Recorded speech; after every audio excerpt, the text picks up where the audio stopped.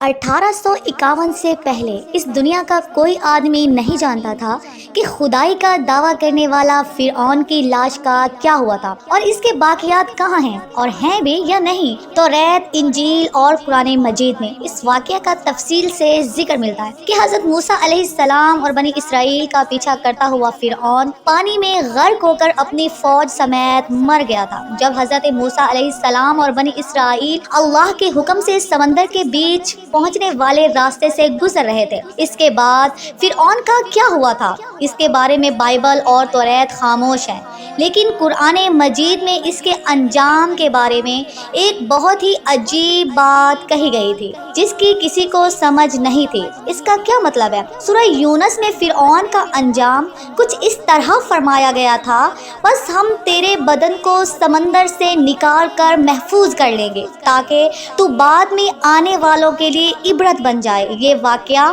آج سے 3500 سال پہلے پیش آیا تھا۔ دراصل فرعون کے سمندر میں ڈوب کر مرنے کے بعد سمندر نے اس کے جسم کو اللہ کے حکم سے پھینک دیا تھا، جبکہ باقی لشکر کا کوئی نام و نشان نہ ملا۔ مصریوں میں سے کس کس شخص نے ساحل پر پڑی اس لاش کو پہچان کر اہل دربار کو بتایا؟ فرعون کی لاش کو محل پہنچایا گیا۔ درباریوں نے مسالے لگا کر اس پورے شان اور احترام کے ساتھ تابوت میں رکھ کر محفوظ کر دیا۔ ممی بنانے کے اس عمل کے دوران اس سے ایک غلطی ہو گئی تھی۔ فرعون چونکہ سمندر میں ڈوب کر مرا تھا اور مرنے کے بعد کچھ عرصہ پانی میں رہنے کی وجہ سے اس کے بدن پر سمندری نمک کی ایک تہ جم گئی تھی۔ مصریوں نے اس کی لاش پر اس تہ کو اسی طرح رہنے دی اور اسے ہنود کر دیا۔ وقت گزرتا رہا، زمین و آسمان نے بہت سے انقلاب دیکھے جن کی گرد کے نیچے سب کچھ دب گیا، یہاں تک کہ فرعون کے ہنود شدہ لازمی زمین کے تہ میں چھپ گئی۔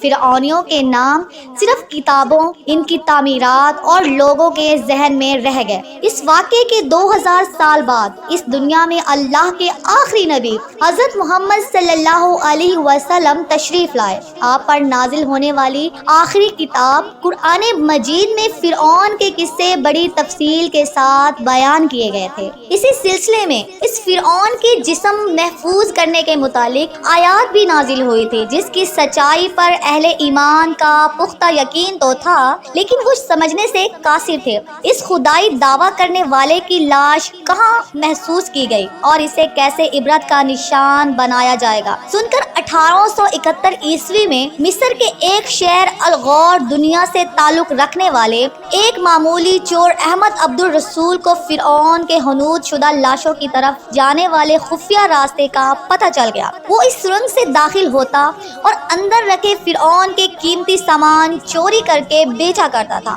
ایک دن کچھ لوگوں نے اسے پکڑ لیا اور پولیس کے حوالے کر دیا۔ وہ جس جگہ سے یہ سامان چوری کر رہا تھا وہ دریائے نیل کے قریب تھا۔ وہاں سے ملنے والے راستے کی جب مسلسل کھدائی کی گئی تو وہاں دوسرے میموں کے ساتھ غرق ہونے والے فرعون کی لاش بھی مل گئی۔ اس کے کفن پر سینے کے مقام پر اس کا نام لکھا ہوا تھا۔ ان میموں کو ماہرین قاہرہ لے گئے، جہاں جب ان میموں کا جائزہ لیا گیا تو فرعون کی ممی پر جب نمک کی تہ سے یہ تصدیق ہو گئی کہ یہ وہی فرعون ہے جسے اللہ نے پانی میں غرق کر کے بدترین انجام سے ہمکنار کیا تھا۔ یہ بہت بڑی کھوج تھی، لہذا دنیا بھر کے آرکیولوجسٹ اور سائنسمین مصر آنے لگے۔ اس کی جانچ کرنے کے بعد دنیا بھر کے ایکسپرٹس نے یہ تصدیق کر دی کہ یہ وہی فرعون ہے جو موسیٰ علیہ السلام کے وقت موجود تھا اور خدائی کا دعوے دار تھا۔ اس کی لاش کو غائب گھر میں محفوظ کر دیا گیا۔ 1982 میں فرعون کی ممی خراب ہونے لگی تو اس وقت کے مصری حکومت نے فرانس کی حکومت سے درخواست کی کہ فرعون کی ممی کو خراب ہونے سے بچایا جائے۔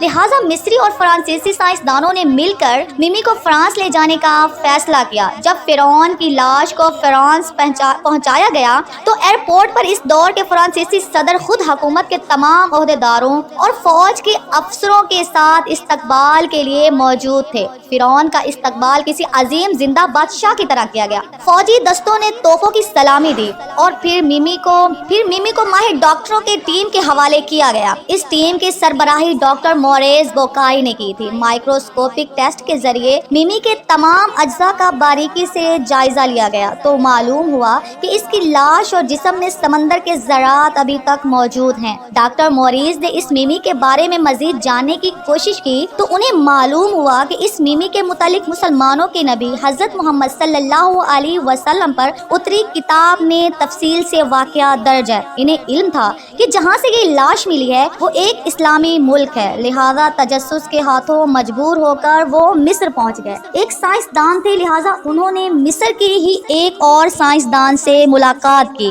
اس نے قرآن پاک کھول کر ڈاکٹر موریس کو سورہ یونس کی ان آیاتوں کا ترجمہ لفظ با لفظ سنایا۔ فرعون کا خدائی کا دعویٰ، اس کا پانی میں ڈوب کر مرنا، پانی سے نکال کر اس کی لاش کا حنور ہو جانا اور پھر دوبارہ لاش کا ملنا، جدید سائنسی طریقے سے اس کی لاش کو محفوظ کیے جانا، ان سب کا اشارہ ایک ہی جانب تھا اور وہ بہت واضح تھا۔ یہ بعد میں آنے والوں کے لیے عبرت کا نشان بنا دوں گا۔ فرعون کی لاش محفوظ کر کے اسے دنیا کے سامنے لا کر رکھ دی گئی کہ انٹرنیٹ کے ایک کلک پر رسائی اور چینلز پر اور میوزیم نے اربوں انسانوں کی آنکھوں کے سامنے یہ بدترین اور ناقابل ترس حالت میں موجود ہے۔ عبرت کے لیے، سوچنے کے لیے کہ عبادت کے لائق اور ہمیشہ رہنے والا وہی رب ہے جو سب کا خالق اور رازق ہے۔ ڈاکٹر موریس آیات کے ترجمے کو سن کر پکار اٹھے کہ اللہ سچا ہے، قرآن سچا ہے، اللہ کے نبی حضرت محمد صلی اللہ علیہ وسلم سچے ہیں۔ وہ کلمہ پڑھ کر مسلمان ہو گئے۔